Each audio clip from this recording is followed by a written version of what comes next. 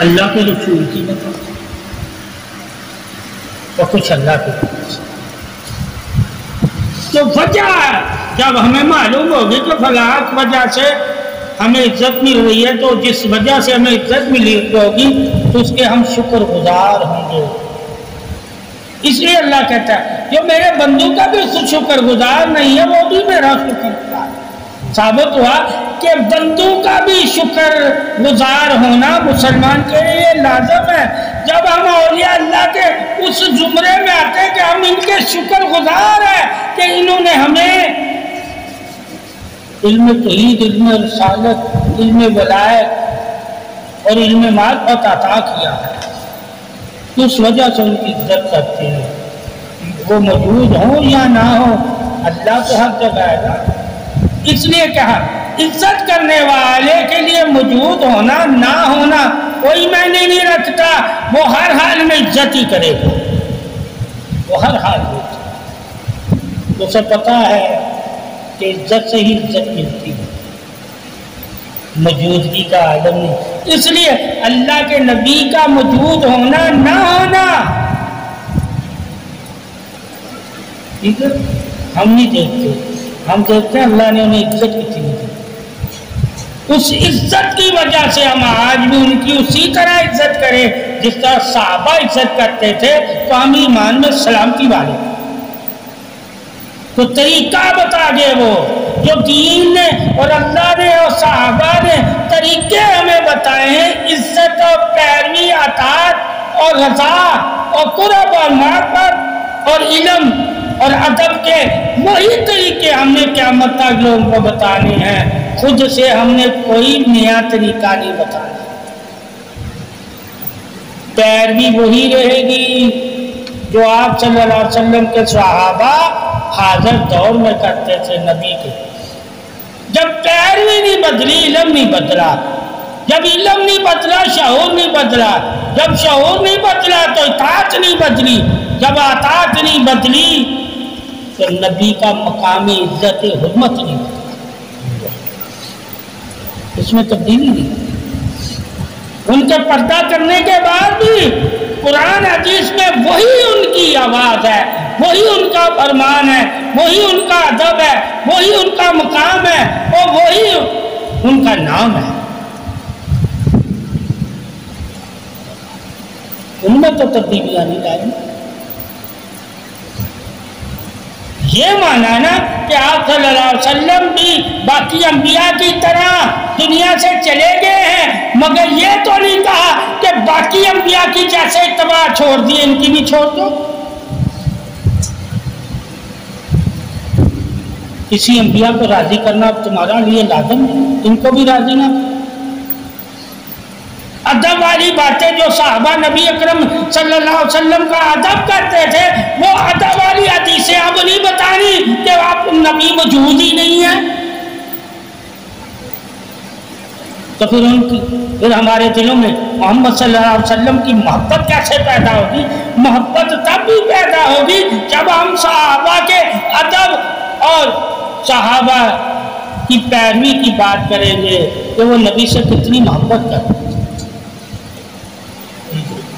دلیل کے لیے محبت صحابہ سے ہم نے سیکھنی ہے، یقین کے لیے محبت ہم نے اہل بیت سے سیکھنی ہے، اور توحید یعنی کہ ایمان کے لیے محبت ہم نے اللہ سے سیکھنی.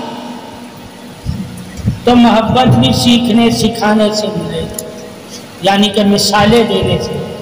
جب تم محبت میں آپ صلی اللہ علیہ وسلم کی مثالیں صحابہ سے دو گے تو تمہیں پتا ہوگا نا کون سا صحابی اللہ کے نبی سے کس طرح محبت کرتا تھا. ہر صحابی کی محبت کا طریقہ تمہیں ایک جیسا نہیں نظر آئے گا، مگر ایک سے ہی محبت کرتے تمہیں نظر آئے گا. وہ محمد صلی اللہ علیہ وسلم اور محمد صلی اللہ علیہ وسلم کا اللہ ہے. یعنی کہ سارے صحابی محبت کرتے ہیں، ان کے طریقے محبت کے علیحدہ علیحدہ ہیں، مگر جس سے وہ محبت کرتے ہیں وہ ایک ہے، محمد صلی اللہ علیہ وسلم. تو تمہارے بھی طریقے چاہے علیحدہ علیحدہ ہوں، مگر محبت صرف محمد سے کرو، ایک سے. پھر جب ہم ایک سے محبت سیکھیں گے تو ہمیں کہیں سے محبت کے بارے میں معلوم کرنا پڑے گا کہ صدیق اکبر محبت کیسے کرتے تھے آپ صلی اللہ علیہ وسلم سے، فاطمہ کو زہرا حضرت علی حسن حسین کیسی محبت کرتے تھے آپ صلی اللہ علیہ وسلم سے، ابو بلال حبشی کیسی محبت کرتے تھے آپ صلی اللہ علیہ وسلم سے، عمر فاروق کیسی محبت کرتے تھے آپ صلی اللہ علیہ وسلم سے، اور حضرت اویس کرنی کیسی محبت کرتے تھے آپ صلی اللہ علیہ وسلم، خدیجہ الکبریٰ کیسی محبت کرتی تھی آپ صلی اللہ علیہ وسلم سے، اور عائشہ صدیقہ کیسی محبت کرتی تھی۔ محبت تمہیں ہر کسی میں نظر آئے گی، آپ صلی اللہ علیہ وسلم کی محبت کے طریقے ہر کسی کے ایک جیسے نہیں، تو ثابت ہوا محبت ہر کسی میں ہے، اور جس کے دل میں محبت ہو اللہ کہتا ہے وہی تو ایمان کے نور والا ہو، یعنی کہ محمد صلی اللہ علیہ وسلم کی محبت یہ ایمان کا نور ہے۔ تو یہ جاننا پڑتا ہے کہ محبت میں صحابہ کرام جیسے بلال حبشی محبت کرتے تھے یا صدیق اکبر بھی ایک جیسی ہے۔ اب بلال حبشی کی محبت کا یہ عالم کہ جب دنیا سے جانے لگے، دنیا میں جب رہتے تھے کبھی انہوں نے نیا سوٹ نہیں پہنا تھا، اپنے آپ کو سوارا نہیں تھا، مگر جب دنیا سے جانے لگے تو سرما بھی لگایا، سب کو لگایا۔ لوگوں نے پوچھا کہ آج بلال حبشی کیا بات ہے؟ کہا آج میں اپنے اللہ سے مل گیا۔ تو یہ محبت ہے، جب جس سے تو ملنے جاتا ہے اس کی محبت میں اپنے آپ کو بدلے گا، جب تو بدلے گا تو تجھے پتا ہوگا میں محبت کرتا ہوں، اور جب تو بدلے گا ہی نا اس کے لیے اپنے آپ کو تو تو اللہ رسول سے محبت نہیں کرتا، منافقت رکھتا۔ محبت تمہیں کیا درس دیتی؟ بدلنے کا۔ کس کے لیے بدلنا؟ جس سے تو محبت کرتا۔ جب تو بدلا ہی نہیں ہے تو سمجھ لیا تو محبت نہیں کرتا۔ یہ زندگی محبت کی بدلائی۔ جب تمہیں علم ہوگا کہ محبت کے علاوہ کوئی چیز ہمیں بدل نہیں سکتی، یعنی کہ نفس محبت سے آ رہی ہے، وہ محبت نہیں کرتا نور سے، تو جب وہ محبت نہیں نور سے کرتا تو ہماری زندگی کو بدلنے بھی نہیں دے گا۔ اب محبت نور والی محبت اور نفس والی محبت، مومن نور والی محبت کو اہمیت دیتا ہے، وہ محبت اللہ رسول سے، کیونکہ جب اللہ رسول سے محبت ہو جاتی ہے تو اس محبت کے بدلے اللہ تمہیں نور عطا کرتا ہے، اس نور سے جو اپنی زندگی کو بدلنے لگ جاتا ہے۔ وہ نور کیا ہے؟ نور الکتاب، یعنی قرآن۔ جو لوگ قرآن کے ہوتے ہوئے اپنی زندگیوں کو بدلتے نہیں ہیں وہ اللہ رسول سے محبت نہیں کرتے۔ محبت، اگر وہ اللہ رسول سے محبت کرتے تو اللہ رسول کی محبت کو اپنا دیتے۔ اس لیے کہتے ہیں جو قرآن سے محبت کرتا ہے اللہ رسول بھی اس سے محبت کرتا ہے۔ اب ثابت ہوا اس روز ہماری محبت کی دلیل کیا ہے؟ نہ نبی ہمیں نظر آ رہا ہے، نہ خدا نظر آ رہا ہے۔ دیکھنے کے لیے دلیل محبت کیا ہے؟ قرآن نظر آ رہا ہے، قرآن نظر آ رہا ہے، تو قرآن قیامت تک رہے گا۔ قرآن ہی حاضر ہونے کی دلیل ہے، قرآن ہی نور کی دلیل ہے، قرآن ہی نافع کی دلیل ہے، قرآن ہی پاکی کی دلیل ہے، قرآن ہی قرب کی دلیل ہے، قرآن ہی معرفت کی دلیل ہے، قرآن ہی عظمت کی دلیل ہے، اور قرآن ہی اللہ کے نور کی دلیل ہے۔ جب ہمارے پاس دلیل موجود ہو تو وہ دلیل کس کی ہے؟ کہ اللہ رسول کی کتاب تمہارے لیے دلیل ہے، اور جب تک تو اس دلیل کو اپنے لیے رہنما سمجھے گا تو کبھی گمراہ نہیں ہوگا۔ یہ دلیل اگر تمہیں قرآن سے خدا رسول کی طرف لے جائے، اگر یہ قرآن تمہیں اللہ رسول کی محبت کی طرف لے جائے تو یہ قرآن تیرے لیے رہنما ہے۔ اگر اس قرآن کو پڑھ کر بھی تو اللہ رسول کی طرف نہیں جاتا تو یہ قرآن تیرے لیے گلے کا طوق ہے، یعنی کہ علم ہی گلے کا طوق بنا، علم ہی گلے کا ہار بنا۔ جب اللہ رسول تیرے پاس نہیں ہے تو قرآن ہی تیرے پاس ہونا اللہ اور رسول کے حاضر یعنی کہ قریب ہونے کی دلیل ہے۔ جب تک تو قرآن کے قریب رہتا ہے اللہ رسول کے قریب رہتا ہے، کیونکہ اللہ اور رسول قرآن کے قریب ہیں۔ آج قرب خدا اور قرب رسول اور قرب ولایت اور قرب صحابہ تمہارے لیے کیا ہے؟ قرآن کے قریب، قرآن کے۔ جب تمہیں قرآن بتائے گا کہ قرب والے کیسے ہیں، قرب اللہ دیتا کس کو ہے اور قرب کی نشانیاں کیا ہوتی ہیں اور قرب والوں کو ملتا کیا ہے اور قرب والے اپنے نفس کے ساتھ کیسے جہاد کرتے ہیں، جو تمہیں قرآن بتائے گا۔ اور قرآن وہی بتا رہا ہے تمہیں جو اللہ رسول بتا، جو اللہ رسول بتا رہا ہے وہی قرآن تمہیں بتا رہا ہے۔ اسی لیے تو اللہ رسول کی کسی بھی بات کو بے شک نہ کرنا اور نہ ضعیف سمجھنا، اس لیے قرآن شک سے پاک ہے۔ تمہیں قرآن شک سے پاک کرتے گا، اور پاک جو شک سے ہوں گے وہی اللہ کے دوست ہوں گے، مومن ہوں گے اور قرآن والے ہوں گے۔ اور جن کے دلوں میں شک ہوگا قرآن پاس رکھ کے بھی وہ قرآن کے نور والے نہیں ہوں گے۔ اس لیے اللہ نے قیامت تک کے لیے انسان کی رہنمائی کے لیے آپ صلی اللہ علیہ وآلہ وسلم کے بعد قرآن کو ہی تمہارا رہنما کہا۔ قرآن اللہ کی وہ کتاب ہے جس سے معلوم ہوتا ہے کہ اللہ رسول ہمارے کتنے قریب ہیں، کس صورت میں قریب ہے۔ شک سے پاک ہو کر اگر تم مانے، اور شک کیا ہے؟ تمہارا نفس، اور پاکی کیا ہے؟ اللہ کا نور۔ یعنی اگر نفس کی وجہ سے تو اللہ رسول کو مانتا ہے تو نفس تو ایمان ہی نہیں لایا تو جھوٹا ہے۔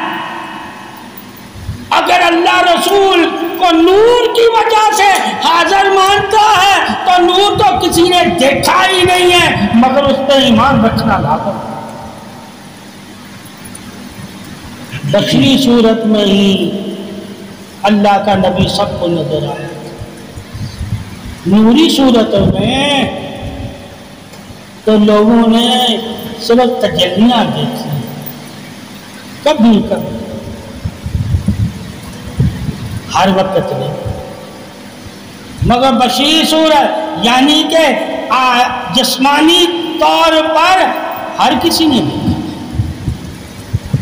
آج ہم جسمانی طور پہ تو آپ صلی اللہ علیہ وسلم کو نہیں دیکھ سکتے، بنفسہ نفیس صورت میں، خواب کی صورت میں دیکھ سکتے۔ آپ صلی اللہ علیہ وسلم کے دنیا سے پردہ کرنے کے بعد کسی نے بھی آپ صلی اللہ علیہ وسلم کو دیکھا تو خواب کی صورت میں دیکھا۔ کیوں دیکھا خواب کی صورت؟ تاکہ انسان جان جائے کہ خواب ہی تو حقیقت رہنمائی حق ہے۔ اللہ تعالیٰ انسان کو خواب والی زندگی سے ہی تو کہتا ہے اس زندگی پہ ایمان لے آ جو خواب والی نہیں، بیداری والی زندگی۔ وہ زندگی کون سی؟ کہا جنت کی تھی، وہاں کوئی خواب نہیں ہوتا۔ تو جب تجھے قرآن جنت کی طرف بلا رہا ہے جس میں خواب نہیں ہے، خواب میں تو بندہ تعبیر کرتے وقت کچھ نہ کچھ غلطی کر سکتا ہے، مگر قرآن اللہ تعالیٰ نے غلطی سے پاک اتارا ہے۔ وہ جب تیری زندگی یعنی کہ خوابی زندگی کی تمہیں تعبیر بتائے گا کہ تیری خوابی زندگی حقیقت والی زندگی کیسے بنے گی، جب تو حقیقت والی زندگی کو بنانے لگ جائے گا تو تو خوابی زندگی میں بھی آپ صلی اللہ علیہ وسلم کو قریب سمجھے گا اور ایمانی زندگی میں بھی قریب سمجھے گا، چاہے نظر آئے یا نہ آئے اللہ دیکھ رہا ہے۔ قرآن تجھے پھر اللہ کے حاضر ہونے پر دلیل دے گا، حاضر جب دلیل تجھے مل جائے گی اللہ کے حاضر ہونے کی، مگر حاضر ہوتے ہوئے وہ نظر نہیں آ رہا، مگر ایک دن سب دیکھیں گے، کہا اس دن تو وہ بھی نظر آئے گا، محمد صلی اللہ علیہ وسلم اس کو بھی سب دیکھیں۔ آج ہمیں نہیں نظر آ رہا، اس دن تو نظر آئے گا، مگر اس دن سے پہلے بھی کسی کو خواب میں نظر آیا، کسی کو صحابہ کی زندگی میں نظر آیا، ٹھیک ہے۔ یہاں تو پھر بھی ہر جگہ کہیں نہ کہیں اشارہ مل گیا کہ نظر آیا، مگر اللہ تعالیٰ نے ہی تو اشارے دیے۔ اشاروں کا علم کیا ہے؟ جب ہم قرآن حدیث سے اشاروں کا علم پوچھیں گے تو اللہ کہے گا اشاروں کا علم حکمت والوں کے پاس ہوتا ہے۔ حکمت کس کے پاس ہوتی ہے؟ محبت والوں کے پاس ہوتی ہے، اور محبت کس کے پاس ہوتی ہے؟ محمد صلی اللہ علیہ وسلم والوں کے پاس، جو اللہ کے رسول کے ہو جاتے ہیں ان کو اللہ اپنے رسول کی محبت عطا کرتا ہے، اور محبت والے سمجھ جاتے ہیں اللہ کے علمی اشارے اسے بھی کہ آپ صلی اللہ علیہ وسلم قریب ہیں یا دور۔ وہ اشارے کا علم ہوتا ہے، محسوسات کا علم ہوتا ہے، خوشبو کا علم ہوتا ہے، تجلی کا علم ہوتا ہے، ٹھیک ہے، اور خواب بیداری کا علم ہوتا ہے۔ یعنی کہ اس شخص نے ایسے ہی مجھے دیکھا جس نے بیداری کے عالم میں، جیسے صحابہ نے مجھے دیکھا، جس نے خواب میں مجھے دیکھا اس نے ایسا ہی دیکھا جیسے صحابہ نے بیداری کے عالم میں مجھے دیکھا، میری شکل میں کوئی دوسرا نہیں۔ سمجھو اس نے خواب میں بھی بیداری میں نہیں، جس طرح صحابہ نے دیکھا۔ فرق یہ ہے کہ خواب میں دیکھا ہے، مگر خواب کے بارے میں بھی اللہ کے نبی نے فرمایا کہ اس نے مجھے ہی دیکھا، مگر وہ دیکھنا اگر صحابیت کی دلیل ہے تو خواب میں بھی دیکھنے والے کو صحابی کہہ سکتے ہو۔ ارے صحابی اصل میں دیکھنے سے نہیں بنتا، قرب میں بنتا ہے، یعنی قریب رہنے والا۔ جو آپ صلی اللہ علیہ وسلم کے دور میں بھی آپ صلی اللہ علیہ وسلم کے قریب یعنی کہ مسجد حرم میں نہیں آتے تھے، اگر وہ صحابہ بھی تھے تو آپ صلی اللہ علیہ وسلم نے فرمایا کہ وہ منافق ہے، منافق میرے حرم میں نہیں آئے گا اور کافر اللہ کے حرم میں نہیں آئے گا، ٹھیک ہے۔ تو ثابت ہوا حرم میں بھی جانا مومن کا کام ہے، حرم میں جائے گا تو قرب میں آئے گا، کہ اللہ کے رسول کے حرم میں جانا اللہ کے رسول کے قرب میں ہونا ہے۔ اللہ نے حرم کی بات کر دی، رسول اللہ صلی اللہ علیہ وسلم نے اپنے حرم کی بھی بات کر دی، یہ نہیں کہ اپنی ذات کی ہی بات کی، اسی طرح اللہ کے حرم کی بھی بات کی، یہ نہیں کہ اللہ کی ذات کی ہی بات کی، کہ جو اللہ کے حرم میں ہے وہ بھی اللہ کی پناہ میں ہے، اللہ کے قرب میں ہے، اور جو میرے حرم میں ہے وہ بھی محمد کی پناہ میں ہے، محمد کے قرب میں ہے، ٹھیک ہے۔ یعنی کہ آج بھی حرم تمہارے لیے وہی ادب رکھتا ہے جو صحابہ اکرام کے لیے ادب رکھتا ہے۔ آج بھی حرم نبی کا تمہارے لیے وہی انعام رکھتا ہے جو صحابہ کے لیے رکھتا ہے۔ یعنی کہ ثواب آج بھی کم نہیں ہوا، حتیٰ کہ نبی تو حرم میں ہمیں نظر نہیں آ رہے منبر پہ بیٹھے ہوئے، ثواب بھی کم ہونا چاہیے کہ جی اس وقت صحابہ اور نبی حاضر تھے، اس وقت حرم میں ہم جاتے تو بات اور تھی، اب تو پردہ کر گئے ہیں، اب کیا جانا حرم میں، کا حرم کا مقام وہی رہے گا، حرم کا مقام وہی رہے گا، آج بھی وہاں ثواب وہی ہے۔ اللہ نے آج بھی اسے جنت کا ٹکڑا کہا۔ اب جو جنت کا ٹکڑا ہے اس میں کون نہیں جاتا؟ کہا کافر اور منافق نہیں، مشرک نہیں۔ اللہ نے ان کے لیے جنت حرام کر دی ہوئی ہے، وہی منکر ہوگا اللہ کے نبی کے حرم کا، جو اللہ کی جنت کا ہے۔ حرم کے بارے میں پڑھے تو یہ اللہ نے عزت دی۔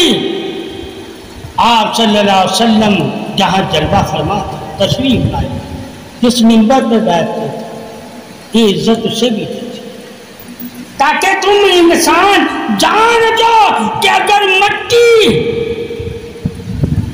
نبی کے حرم کی وجہ سے جنت ہو سکتی ہے تو پھر صحابی نبی کی وجہ سے جنتی نہیں ہو سکتے۔ ٹھیک ہے، مگر کون؟ جو حرم والے ہیں، اور جو حرم میں نہیں آتے ان کے بارے میں کہا وہ منافق ہے، وہ منافق ہے، اور جو اللہ کے حرم میں نہیں جاتے کہا وہ کافر، وہ کافر ہیں، تاکہ تم جان جاؤ کہ کافر کون ہوگا جو اللہ کے حرم کی بے حرمتی کرے گا، اور منافق کون ہوگا جو محمد صلی اللہ علیہ وسلم کے حرم یعنی کہ مسجد نبوی کی بے حرمتی کرے گا۔ یہ جانا کہ بے ادبی کرنے والے کو منافق کہا جاتا ہے، بے ادبی کرنے والے کو منافق کہا، تاکہ تم آسانی سے جان جاؤ کہ بے ادب کیوں کہا گیا ہے بے مراد، اور با ادب کیوں کہا گیا ہے با مراد۔ ادب کا مقام کیا ہے؟ مراد کیوں کہا گیا کہ اللہ اس کی تمام مرادیں پوری کرے گا جو ادب کرنے والا ہوگا، اور جو بے ادب ہوگا وہ مراد نہیں پا سکتا۔ ادب دروازہ ہے، ادب دروازہ ہے، کس کا؟ انعام کے خزانوں کو حاصل کرنے کا۔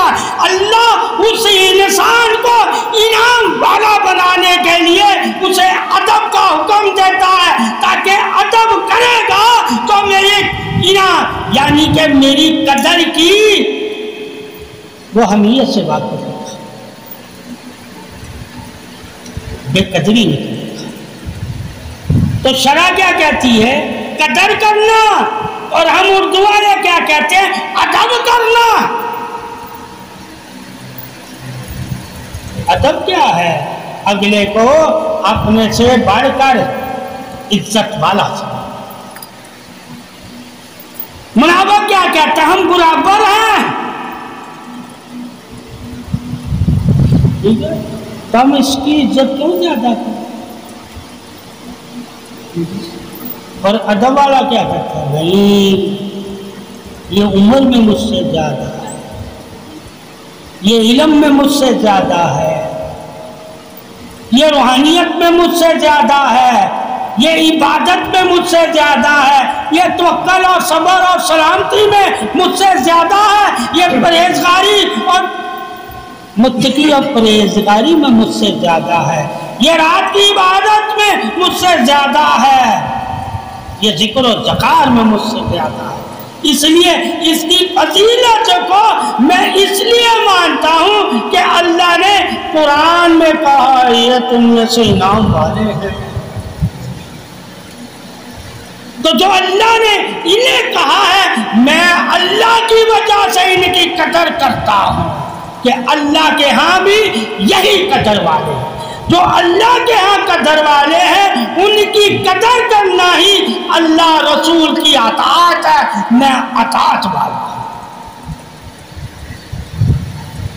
یہ اللہ رسول کی اطاعت والا بننے کے لیے قدر کرنا لازم ہے، اور قدر کرنے والا کون ہے؟ جو ادب کرتا ہے۔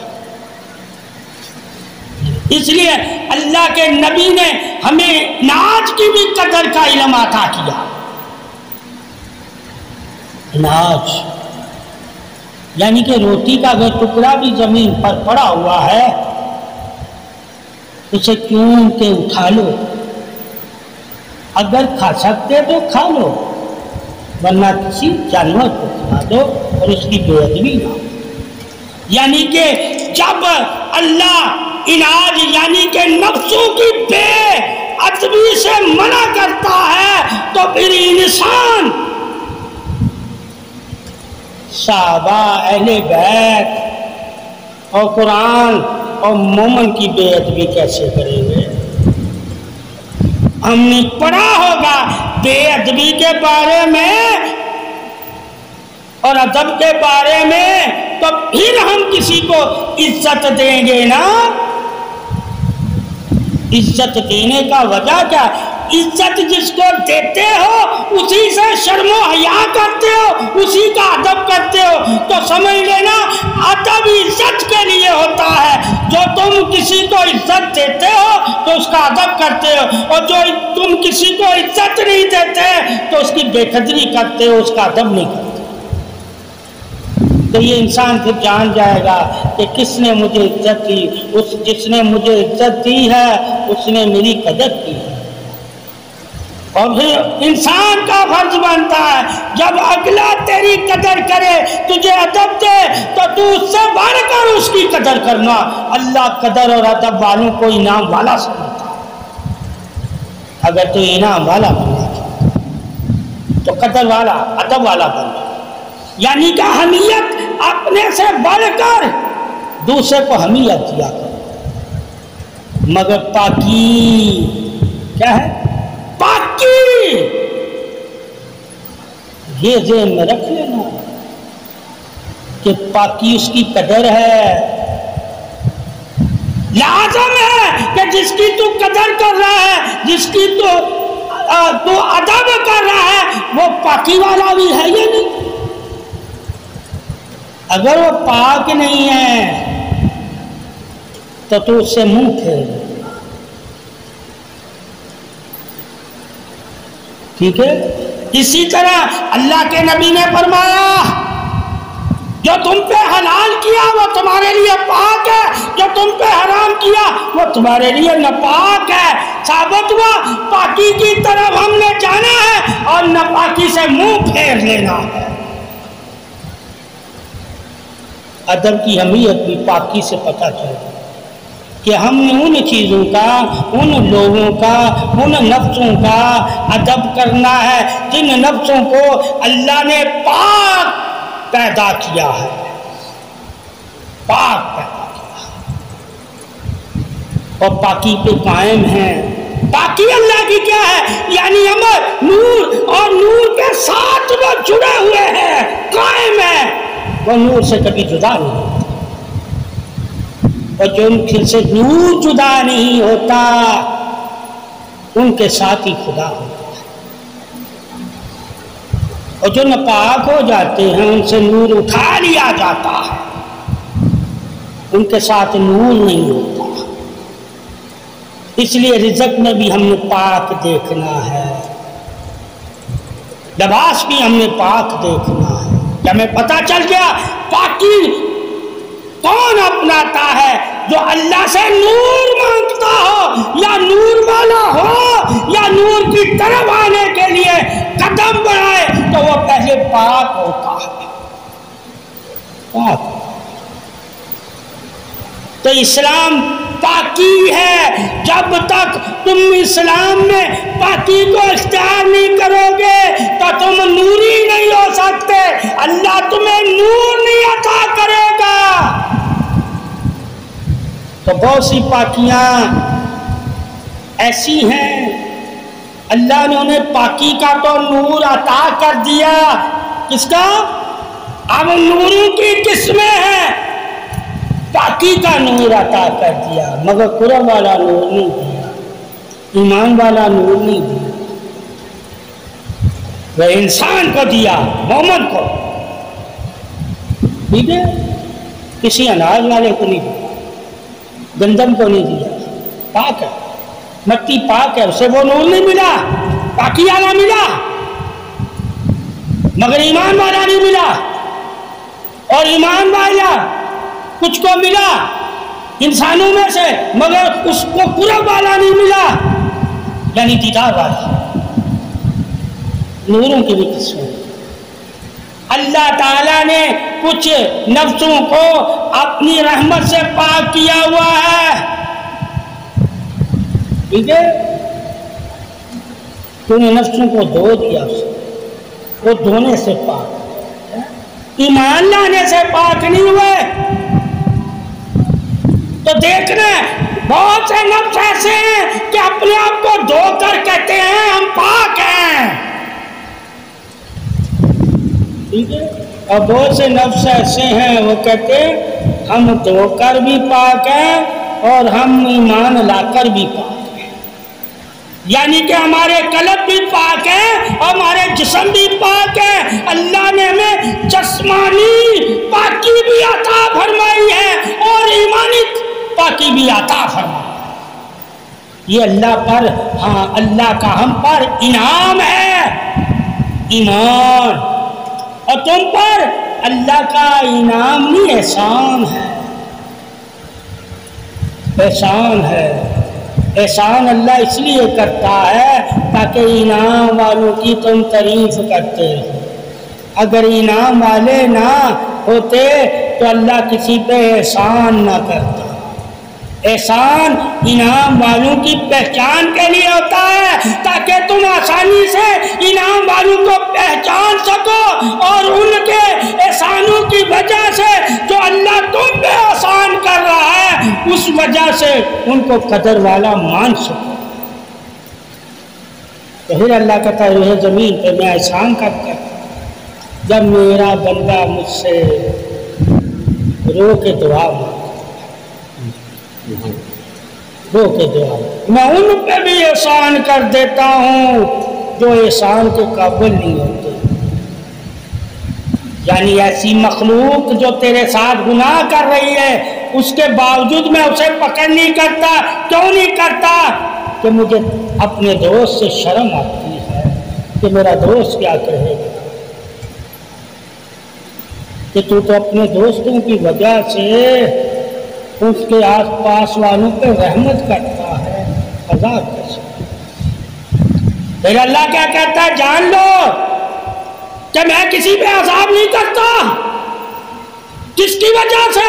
کہا جب تک میرا دوست ہوتا ہے.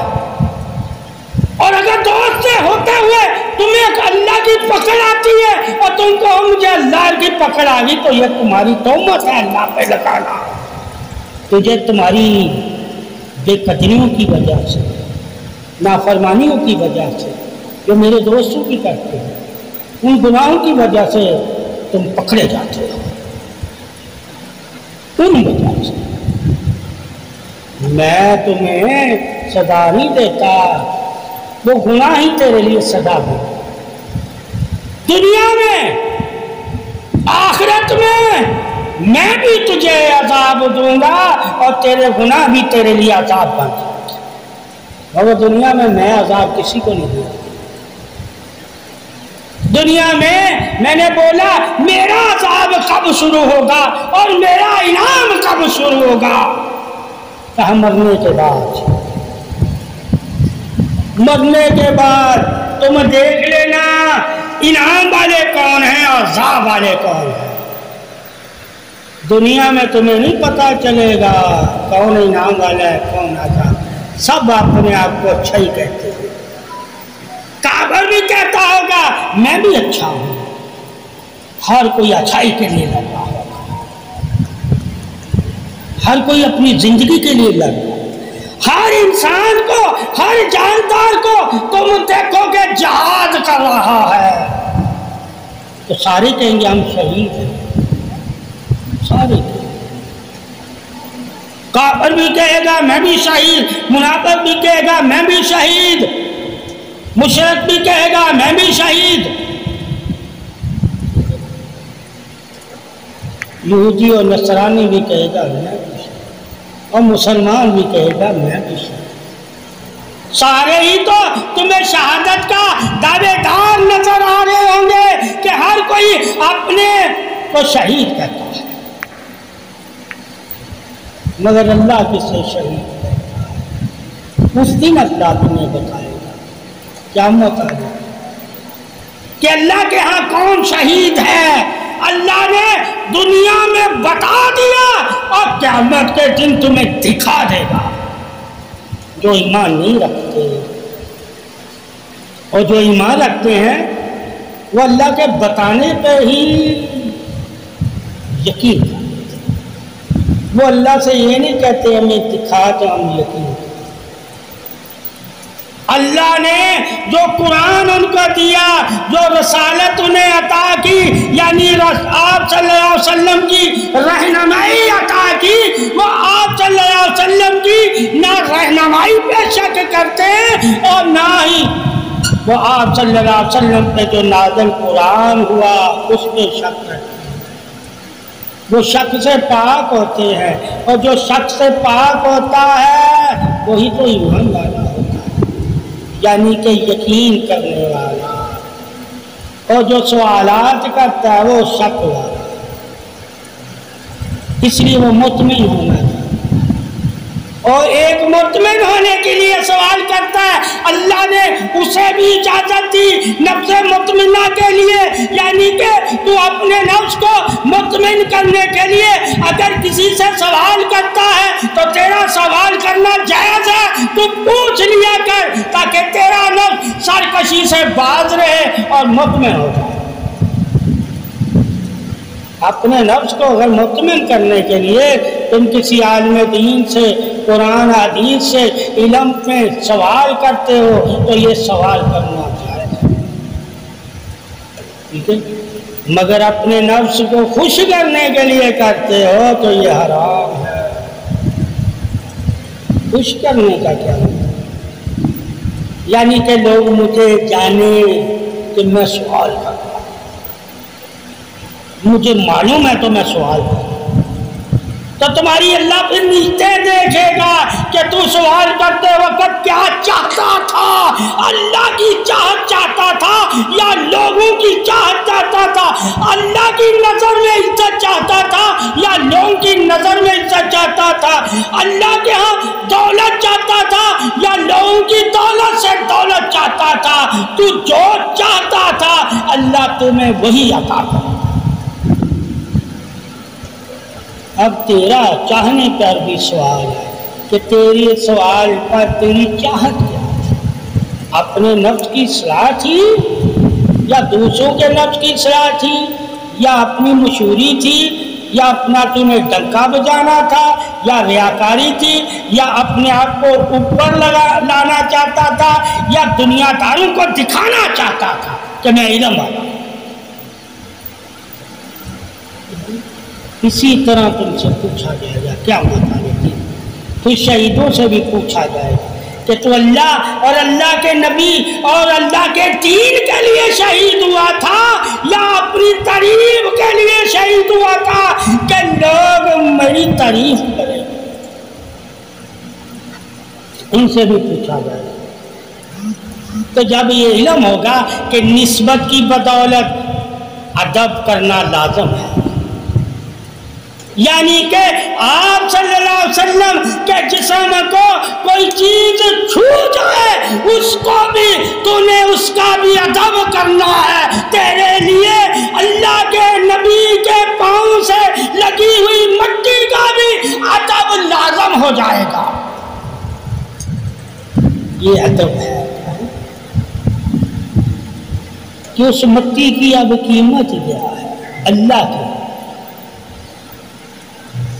جب تجھے معلوم ہوگا دکھنے میں دلیل تو اس کی مٹی سے مٹی ہی دے گا مگر نسبت سے اس مٹی کی دلیل بدل جائے گی. وہ مٹی جنت کا نور ہو جائے گی. جنت کا نور. اس لیے آپ صلی اللہ علیہ وآلہ وسلم کی عظمت تعریف رسالت شان حق کیا ہے؟ کیا آپ کے قدموں کی مٹی کا بوسہ دینا جنت کی مٹی کے بوسے دینا. اس لیے حضرت عمر اور آپ صلی اللہ علیہ وسلم نے بھی جب بوسہ دیا حج اسود کو تو یہی کہا تو جنت سے آیا ہوا. ایک جنت سے آیا ہوا ہے, ایک جنت جائے گا. فرق یہ ہے. ٹھیک ہے, کون جنت میں جائے گا؟ کہا جو اللہ کے نبی کے پاؤں سے مٹی پتھر کنکر کانٹا لگ جائے گا. ادب میں تکلیف ثابت ہوا آپ صلی اللہ علیہ وآلہ وسلم کو جو نفس تکلیف نہیں دیتا وہ نفس جنتی ہو جاتا ہے, اور جو تکلیف دیتا ہے وہ جہنمی. ذاتیات ذاتی نبی کی تعریف ایک ہے, صفاتی نبی کی تعریف ایک ہے, نوری نبی کی تعریف ایک ہے, محبت میں نبی کی تعریف ایک ہے, اتباع میں نبی کی تعریف. جب آپ صلی اللہ علیہ وسلم کی تعریفوں کو مختلف علموں سے دیکھو گے تو تم کہو گے اللہ ملے گا ہی اس کو جو محمد صلی اللہ علیہ وسلم کی تعریف اپنانے والا ہوگا. جس نے محمد صلی اللہ علیہ وآلہ وسلم کی تعریف کو اپنا لیا اللہ نے اسے اپنا بنا لیا. اللہ نے اسے اپنا بنا لیا. اور جو محمد صلی اللہ علیہ وسلم کی تعریف کا قائل ہی نہ ہوا, تعریف کو جتلاتا رہا, وہ اللہ رسول کو یعنی کہ اللہ کی توحید جتنی مرضی تعریف والی بیان کرتا رہے وہ کبھی جنت ہی نہیں ہو سکتا. تو توحید تو بیان آج بھی ابلیس کر رہا ہے. ٹھیک ہے, مگر کبھی کسی رسول کی اس نے تعریف نہیں کی, کبھی نہیں. اللہ سے تو وہ نہیں لڑ رہا, نہ اس نے کہا میں اللہ تجھ سے لڑوں. کہا تیرے ماننے والوں سے لڑوں گا. ماننے والے کون ہیں؟ کہا رسول. اور جو ان کے ماننے والے, جو رسولوں کو ماننے والے, ان کو بہکاؤں گا, دین سے دور کروں گا, تیرے دین کی طرف نہیں آئے. یہ نہیں اس نے کہا کہ میں اللہ تیری طرف نہیں آنے دوں, تیرے دین کی طرف, کیونکہ تیری طرف وہی ہے جو تیرے رسول کی طرف ہے, تیری طرف وہی ہے جو تیرے دین کی طرف ہے. میری طرف تیری طرف اب کوئی نہیں ہو سکتا. کیوں؟ میں کسی رسول کے ذریعے نہیں تیرے پاس ہوں, میں کسی کتاب کے ذریعے نہیں تیرے پاس ہوں, میں کوئی نسبت کے ذریعے تیرے پاس نہیں عزت پائی, میں نے تو عبادت اور سجدوں کے ذریعے عزت پائی ہے.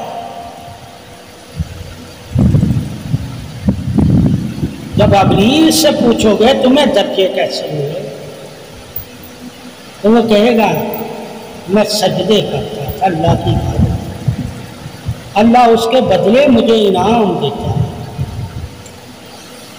کہا وہ انعام کیسے ملتے ہیں؟ اب بھی اللہ سے کرے گا جس طرح ابلیس کو انعام والا بنا رہا تھا. کہا نہیں، اب اطیع اللہ و اطیع الرسول.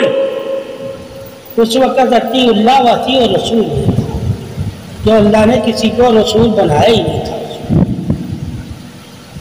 اس لیے اس وقت لازم نہیں تھی اطاعت رسول کی، اس لیے وہ توحید کی ہی اطاعت ہے.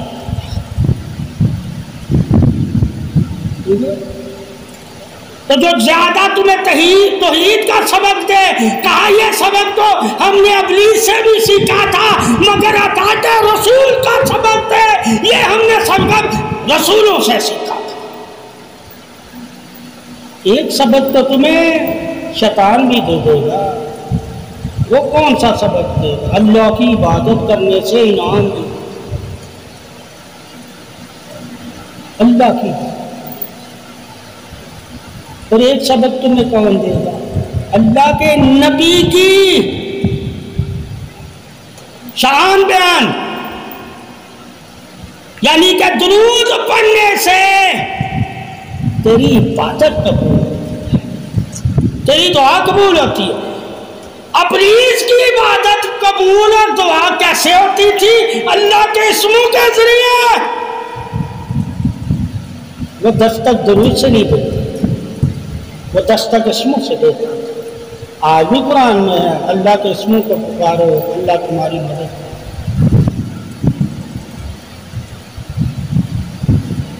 جو یہ آیتیں پڑھیں گے، یہ حدیثیں پڑھیں گے، وہ تو کہے گا قرآن کیا ہے، کا شرط کیا رکھی ہے قرآن نے. یہ سب آسمانوں کا دستک دینے کب جائیں گے؟ جب تم محمد اور محمد صلی اللہ علیہ وسلم کی آل سے محبت کر کے درود پڑھنے والا ہوگا، پھر جائیں گے. اگر وہ تمہیں پیر اسموں پہ ہی لگا تو وہ پیر تمہیں دھوکہ دے گا. یہ شیطانی پیر تو اس نے بتایا ہی نہیں ہے کہ اللہ نے اب کیا رکھا ہے، اور جو پہلے انبیاء تھے ان کے لیے کیا رکھا تھا. ان کے لیے سم رکھے تھے، وہ اسموں کے ذریعے معلومات لیتے تھے آسمانوں کا بھی اور زمینوں کی. تمہیں محمد صلی اللہ علیہ وسلم یہ تمہیں ظاہر باطن ساری خبریں بتائے گا. تم ان سے پوچھا کرو. اب تو نے اللہ سے نہیں پوچھنا. کس نے نہیں؟ اللہ نے کہا ہے. تو نے اب کس سے پوچھنا ہے؟ کہا محمد صلی اللہ علیہ وسلم سے. یہ اللہ کا ہے. جب پتہ چل گیا کہ اب آپ نے دین اللہ سے نہیں سیکھنا، حکم اللہ سے نہیں پوچھنا، رضا اللہ سے نہیں پوچھنا، محمد صلی اللہ علیہ وسلم سے پوچھنا ہے کہ اللہ کیسے راضی ہوگا. مگر ابلیس نے کسی سے پوچھا نہیں تھا کہ اللہ کیسے راضی ہو. تم نے پوچھ کے اللہ کو راضی، بغیر پوچھے صرف ابلیس نے اللہ کو راضی. اگر تم بھی بغیر پوچھے اللہ کو راضی کر رہے ہو تو تم بھی ابلیس کی طرح ایک دن تکبر، غرور اور گھمنڈ والے. اور جب پوچھ کے کر رہے ہو تو کہیں نہ کہیں شرم و حیا سر جھکانے والے ہو، یعنی کہ ادب والے ہو جاؤ گے. اور اگر خود سے خدا کو ڈھونڈ رہے ہو جس طرح ابلیس خود سے خدا کو ڈھونڈنے لگ گیا تو تم بھی گستاخ اور بے ادب ہو. اس لیے تمہارے لیے استاد رکھے گئے. ابلیس کے لیے کوئی استاد ہے. ابلیس تو کوئی سکھانے والا نہیں تھا. جیسا اس نے چاہا اللہ کو اسی طرح اللہ اس سے راضی ہوتا رہا. مگر اب اللہ کو جیسا تو چاہتا ہے ویسے نہیں راضی، جیسے محمد صلی اللہ علیہ وسلم چاہتا.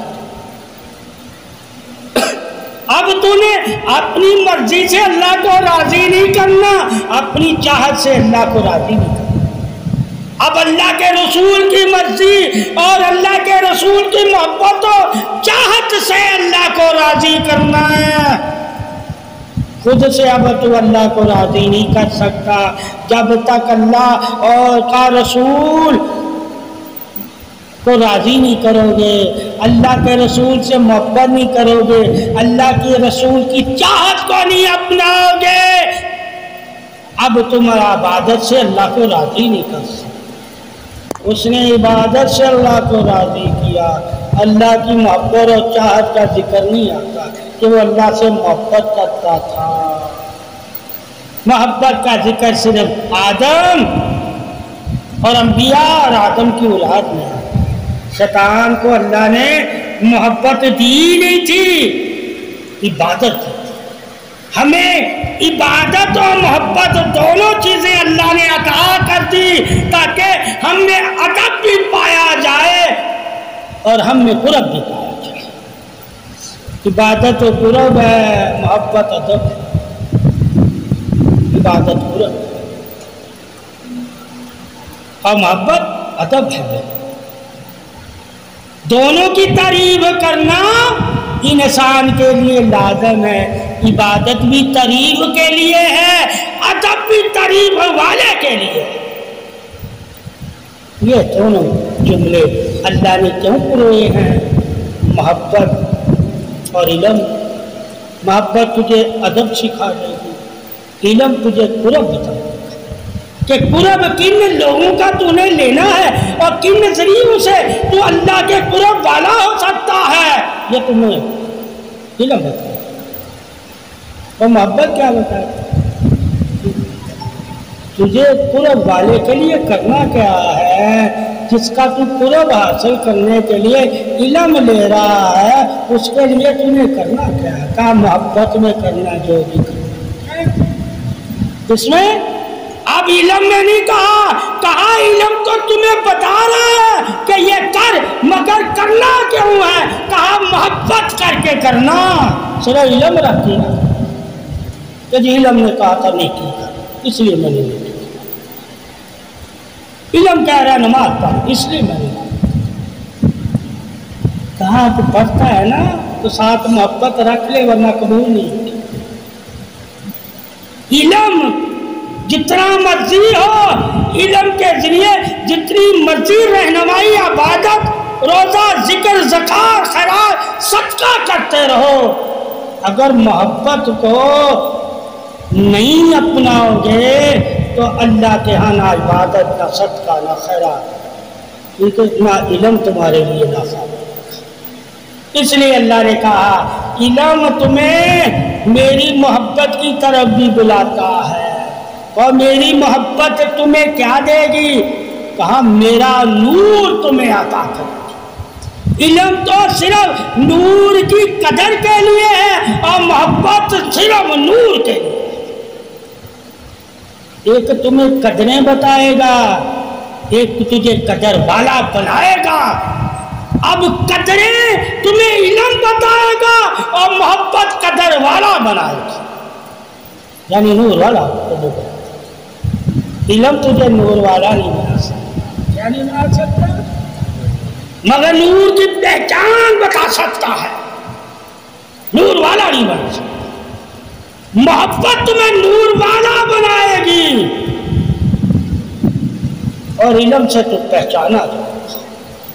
علم پہچان کے لیے ہے، علم پہچان کے لیے، اور محبت نور کے لیے ہے، یعنی ایمان کے لیے. ایمان نور ہے، علم اس نور کی دلیل ہے.